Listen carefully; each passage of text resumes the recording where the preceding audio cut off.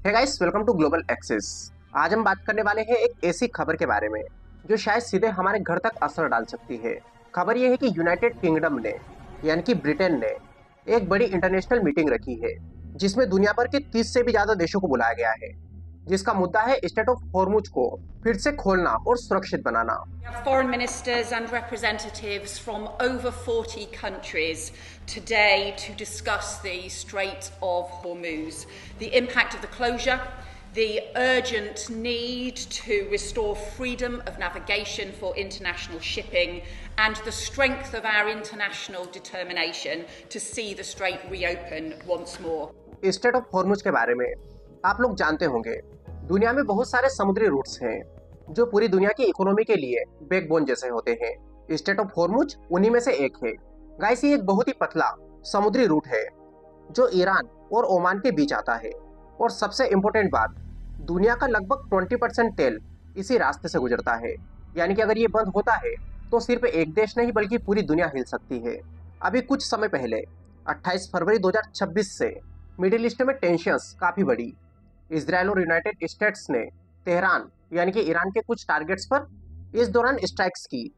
इसके बाद ईरान ने सीधे तौर पर यह तो नहीं कहा कि वो हॉर्मुज को बंद कर रहा है, लेकिन उसने ऐसे एक्शंस लिए जिससे शिपिंग डिस्टर्ब हो गई। इस कॉन्फ्लिक्ट से जहाजों की मूवमेंट स्लो हो गई, कुछ रूट्स अनसेफ माने जाने लगे, इंश्योरेंस कॉस्ट बढ़ गई और कई कंपनियों ने शिप्स को भेजना टेम्परेरीली रोक दिया। यानी ऑफिशियली बंद नहीं हुई, लेकिन प्रैक्टिकली डिसरप्शन शुरू हुआ। अब सबसे इंटरेस्टिंग पॉइंट यहाँ पर यह आता है कि यूनाइटेड किंगडम ने दुनिया भर के इन देशों की जो मीटिंग रखी है, इसमें अमेरिका को शामिल नहीं किया गया, और इसके पीछे का कारण सिंपल है। अमेरिका इसमें इसलिए नहीं है क्योंकि वो इस पूरे कॉन्फ्लिक्ट में डायरेक्टली जुड़ा हुआ है। अगर वही इस मीटिंग में होता तो कई सारे देश इसे न्यूट्रल डिस्कशन नहीं मानते। इसलिए यूके ने कोशिश की कि वो एक न्यूट्रल प्लेटफॉर्म बनाए जहां बाकी देश मिलकर सॉल्यूशन निकालें, जैसे कि शिपिंग को कैसे सेफ बनाए, क्योंकि अभी जहाजों को खतरा है अटैक का, माइंस का या मिलिट्री एस्केलेशन का।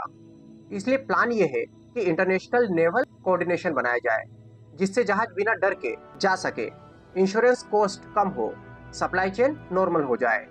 क्योंकि अगर ये कॉन्फ्लिक्ट बढ़ता है तो ये सिर्फ मिडिल ईस्ट तक सीमित नहीं रहेगा। और सबसे इंपॉर्टेंट सवाल, हमारे लिए इसका मतलब क्या है, यानी कि भारत के लिए इसका क्या मतलब निकलता है।